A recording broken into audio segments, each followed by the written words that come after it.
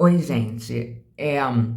Eu quis trazer um tema aqui hoje que eu espero muito não ofender ninguém, porque não é o meu objetivo.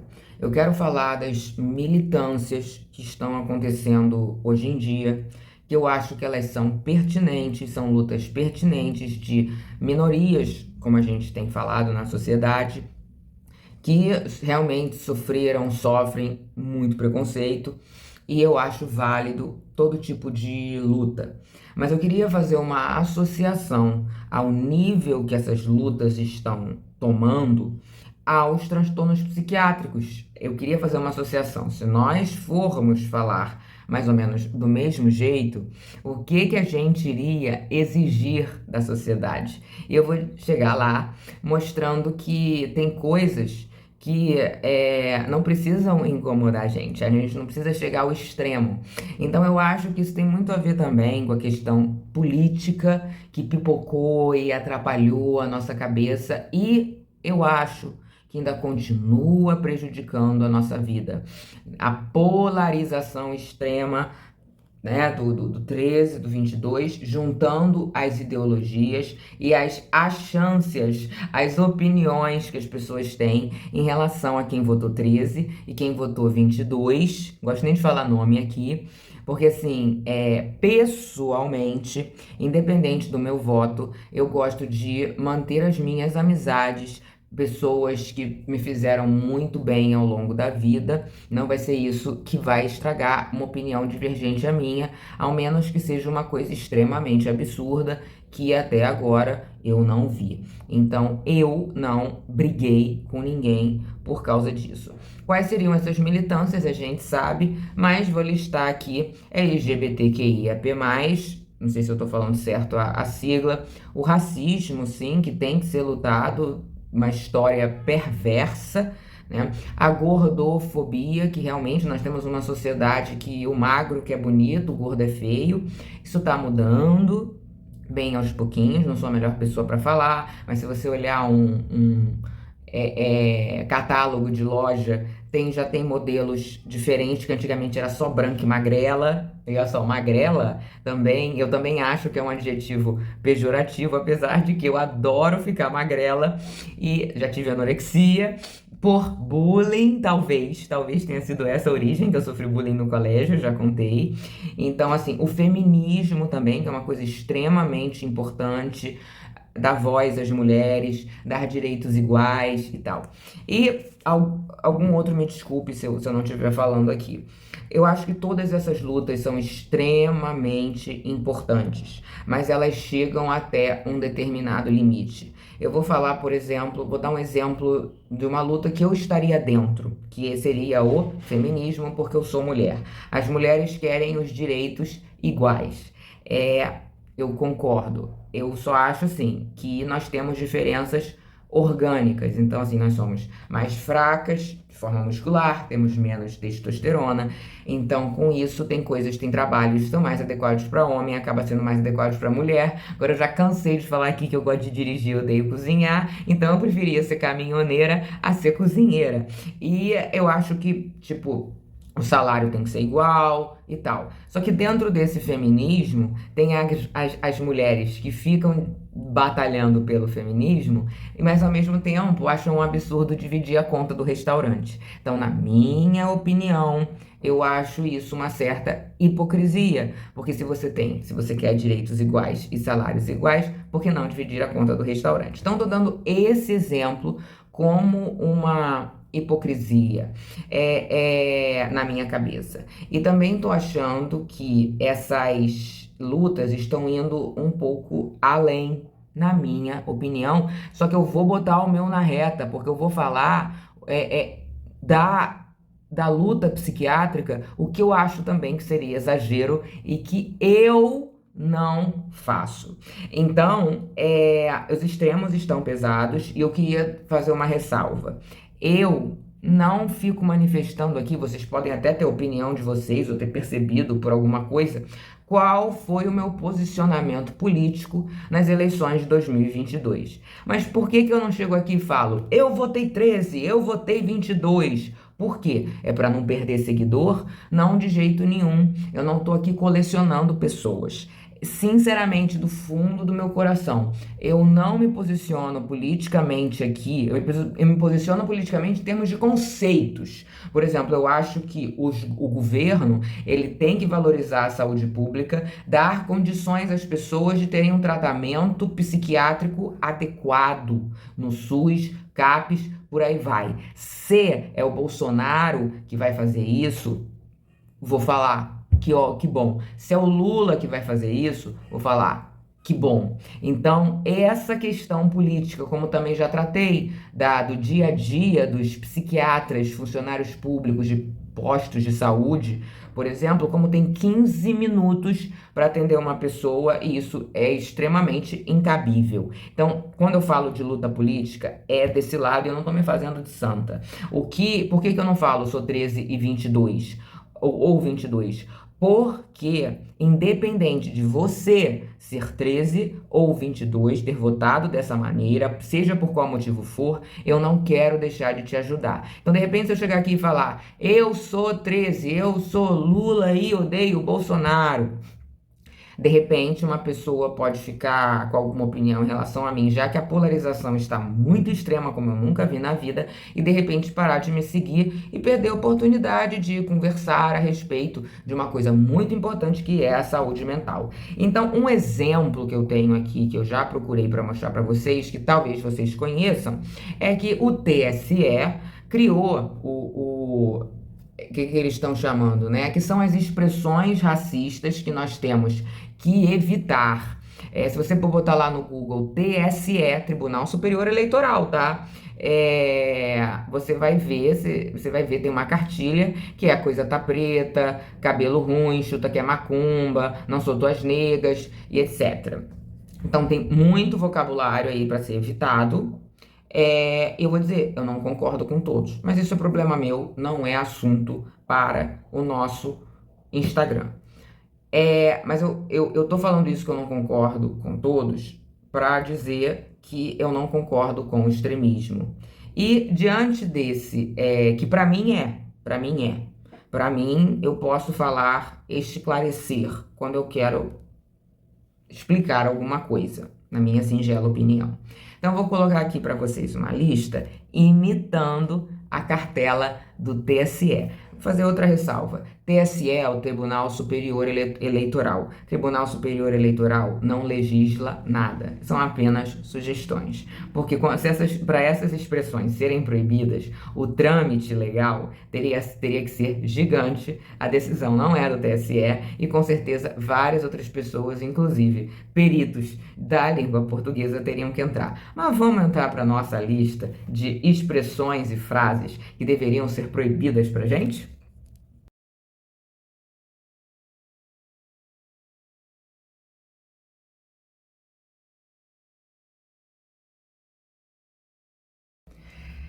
Olha, essa lista não acabou, não. Foi agora que eu resolvi escrever esse babado. É, E com certeza existem outras expressões que você pode escrever aí embaixo. A expressão como você se sente, se acha que é exagero. Então, assim, dentro dessas expressões, tem coisas que realmente me incomodam. Quais são essas coisas? São as coisas que eu estou conversando com uma pessoa sobre, de repente, falando assim, porque pessoas do dia a dia, eu não falo que eu tenho diagnóstico de borderline. Ou, dependendo da pessoa, eu falo que eu tenho uma depressão, que é extremamente conhecido. Ou então, no máximo, eu falo da bipolaridade, que também é uma doença bastante conhecida. Agora, entrar para o borderline, aí que é pior ainda, porque o borderline, esqueci o nome dela, Amber, do Johnny Depp, é a porcaria do exemplo, que a gente é assassino, a gente é isso, a gente é aquilo, e a maioria das pessoas não conhece, então ainda ia ter que explicar o borderline, o que que é, a parte da psicanálise entre a neurose e a psicose, e a neurose na psicanálise não é a neurose como a gente fala no senso comum. Então, assim, eu evito borderline no cotidiano, porque Eu tô aqui pra galera toda saber que eu sou border, né? Mas se a pessoa estiver conversando comigo, como já aconteceu, de eu falar que eu já passei muitos anos em depressão profunda, que a única coisa que me resolveu foi eletroconvulsoterapia, que eu tomo antidepressivos e é muito difícil a depressão, que tem vezes que eu não consigo levantar da cama, e a pessoa vira para mim e fala que a depressão é estritamente espiritual. Isso é uma faca no meu peito, que eu evito brigar, porque eu acho que brigar não adianta nada. Uma coisa que eu converso sobre isso é que é o seguinte: a gente gritar, a gente esbravejar, não vai mudar a opinião de ninguém. Ah, o meu Instagram vai mudar a opinião de alguém? Não sei, mas eu não tô aqui em ritmo de guerra. Às vezes eu tô mais revoltadinha com alguma coisa e mostro como certas coisas são comentários retrógrados e as pessoas até me agradecem porque elas perguntam como é que eu lido com um borderline. Como eu sou borderline, eu tento mostrar como é que as coisas são melhores de ser ditas na minha opinião. Agora, não vou ficar xingando, porque eu acho que isso não leva a lugar nenhum. Ninguém vai mudar de ideia porque eu estou xingando. Se eu mostrar argumentos pertinentes, teorias, coisas mais palpáveis, eu acho que a gente pode construir uma realidade e várias pessoas já falaram aqui comigo que aprenderam isso, não sabiam que era assim, agora entendem melhor a dor sua ou do seu familiar. E aí eu vejo, se eu ajudo uma pessoa ao crescimento, eu estou me sentindo ajudando. Eu acho que até eu morrer, eu não consigo mudar o mundo. Então, se eu escuto isso, depressão é puramente espiritual, eu penso, para que que existe psiquiatria? Para que que existe psiquiatra, né? E aí eu tento me segurar dependendo da pessoa, na maioria das vezes, na maior parte das pessoas, vamos dizer assim, familiar do meu namorado. Eu vou me segurar, levantar da mesa, dizer que eu tô com sede. Agora, por exemplo, vamos supor que é um amigo meu, mas assim, amigos próximos meus, eles me respeitam, eles já entendem, é porque eu sou muito aberta, sempre fui. Mas vamos supor que é um novo amigo. Eu vou dizer assim, olha, se eu tiver numa saída, que é um momento leve, eu de repente vou dizer assim, olha, a depressão é uma doença com um código na classificação internacional de doenças que gera muitas coisas problemáticas. Se você tiver interesse de saber mais sobre isso, a gente pode conversar. Agora, eu tenho experiência com isso há quase 10 anos e eu posso te falar se você tiver interesse. Se eu perceber que a pessoa é completamente bitolada e não quer nem um pouco mudar a opinião dela sobre a depressão ser estritamente espiritual, eu vou acabar me afastando naturalmente dessa pessoa porque não tem nada a ver comigo. Agora, nesta mesma lista, o que que eu chamaria de mimimi? Incomoda? Incomoda. Mas eu não tô aqui querendo arrancar os meus cabelos e transformar a minha vida num inferno, e implicar com todo mundo e a cada esquina me chatear com alguma coisa por causa de uma besteira que virou de repente assim. Eu tenho formação em língua inglesa e para ter formação em qualquer idioma você estuda linguagem. Então, uma das coisas que a gente aprende no estudo da linguagem, e meu estudo não foi profundo, porque eu fiz mais, foi pós-graduação, não fiz o bacharelado, parênteses. Mas uma coisa que a gente fala muito, pelo menos falava, foi em 2004, é que a língua é viva. A língua é viva, então ao longo ela vai se transformando. coloquialmente, formalmente, não é a mesma coisa. Então existem palavras que elas entram no senso comum, no coloquial, de uma maneira que eu sinceramente considero que não é ofensa. Pode me dar a sua opinião. Por exemplo, a pessoa acordou e falou pro colega: eu tô doida pra ir à praia. Vamos sair daqui a 2 horas? Ah, bora, bora, bora. Bem carioca. E aí meia hora antes a pessoa vai falar e desculpa, amiga, eu não tô mais a fim de ir e tal. Aí a outra comenta com a irmã: cara, não dá, fulano é bipolar. Ela que tava doida pra ir à praia e desistiu de ir à praia. Isso é bipolaridade? Óbvio que não. Bipolaridade não tem nada a ver com isso. Só que se uma pessoa chegar para mim e falar fulano é bipolar por algo semelhante a isso, esse tipo de coisa, eu de repente dou até uma risada. Por quê? Porque na minha cabeça, essa pessoa não está falando sobre o transtorno afetivo bipolar. Talvez ela até conheça a bipolaridade, assim, é um transtorno de humor. A pessoa uma hora está se sentindo bem e outra hora está se sentindo mal. Mas ninguém tem a obrigação de saber que o transtorno bipolar tem um período longo de mania ou hipomania, tipo 1, tipo 2, um longo período de depressão, sendo essa, por exemplo, uma grande diferença com o transtorno de personalidade borderline. Tá? O que eu acho importante nas pessoas é que, vamos supor, se ela precisar lidar com alguém na vida dela que tenha bipolaridade, ela tenha o interesse de aprender e não ache que isso é frescura. Porque dizer que é frescura, dizer que é só levantar da cama, dizer que decidiu não ter depressão, também uma coisa que me chateia. Não se sente assim, de repente, para eu cortar a relação, mas assim, eu tento me segurar e depois fico uns 3 dias doendo. Dependendo da relação, aí eu tomo a minha atitude, já falei isso.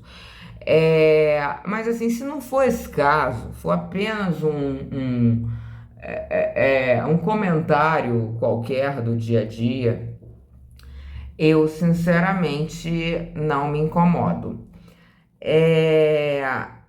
Mas o que eu poderia fazer se eu quisesse ser mimizenta? A pessoa vira para mim e fala... Bom, mimizenta é uma palavra nova. A pessoa vira para mim e fala: fulano é bipolar. Eu vou dizer: você sabe o que é bipolaridade? Você sabe que bipolaridade é um transtorno de humor e não é um transtorno de personalidade? Que possui origem genética e possui alterações químicas extremamente difíceis de serem lidadas, e que os bipolares sofrem horrores, que os que possuem mania fazem coisas que depois se arrependem horrivelmente, que existe também a mania disfórica, que quer dizer que teu humor sobe, mas não necessariamente você está se sentindo bem, você está se sentindo agitado, com insônia, irritadiço e não está nada feliz. Você sabe a diferença de mania para hipomania, e que o tipo 2 é mais focado na depressão e da hipomania, e que o tipo 1 é mais focado na mania e cai para depressão também, e que a bipolaridade ela surge de formas diferentes de pessoa para pessoa. E você sabe no cérebro como é que a bipolaridade ela acontece? Ela foca numa área do cérebro, seja o córtex frontal, a amígdala, ou os outros que eu esqueci o nome. E você sabe o que são neurotransmissores? Quais são os neurotransmissores? O que a serotonina faz? Ocitocina, que eu acho que é também, e o cortisol, o hormônio do estresse. E eu posso viajar horrores, tipo, e eu tô falando aqui, me desculpem, psiquiatras, psicólogos e quaisquer pessoas que acham que eu tô falando alguma coisa que não tem a ver. Eu só tô querendo demonstrar o exagero. Você sabe que os neurotransmissores ficam ali na sinapse entre o axônio e os dendritos, na transferência ali daquele, ai, não sei se é impulso, alguma coisa desse tipo? Me diga, para que eu vou exigir que uma pessoa usou a palavra bipolar num sentido coloquial, que sinceramente eu não acho ofensivo, é assim, sem criticar, sem falar que é frescura. Ela só usou a palavra bipolar, como tem uma cacetada de página que eu até sigo, não sei o que, depressão, que tem meme, coisa assim pra baixo, mais engraçada. Geralmente, sei que depressão são coisas engraçadas. Eu vou me sentir ofendida porque eu tenho depressão. Porque existem páginas que estão colocando depressão? Não. Porque nesse caso, a depressão, ela como é um vocábulo que se tornou muito famoso, ela acabou criando outros significados. Isso é muito diferente de uma pessoa virar para você e falar que você tá desse jeito porque é falta de Deus, porque você é só levantar da cama e dar uma passeada, é só fazer exercício físico, se mexe porque você tá preguiçosa. Eu acho uma coisa muito diferente da outra. Então, assim, eu tô aqui na luta psiquiátrica, eu tô na luta contra o preconceito, porque nós, por exemplo, pro meu namorado já disseram assim, ele comentou com um amigão dele, a Débora, ela tem borderline, e o amigão dele, sai fora, não fica com ela. Uma outra pessoa disse para ele que eu ia matar ele. Isso é preconceito e a gente tem que entender mais para poder falar. Eu não tenho vontade de matar ninguém. Aliás, eu nunca quebrei uma coisa de outra pessoa. Se eu ficar com raiva e resolver quebrar isso aqui, é porque é meu. Eu nunca quebrei nada de outra pessoa. E nós temos sim variações, a gente não pode garantir nada, mas quem é que pode garantir alguma coisa? E eu tô em tratamento há 9 anos. Então, assim, até falei pro meu amigo: mulher no volante, perigo constante, eu não me abalo. Aí ele: quantos anos de terapia você tem? Eu falei: 12, que eu acho que é isso. 12. Ah, então, que bom que você tem um emocional forte para não ficar abalado com isso. Eu nunca. Olha, antes dos 12 anos de terapia, eu acho que eu também não ficaria. Eu acho que a gente não ficar abalado com tantas coisas é melhor.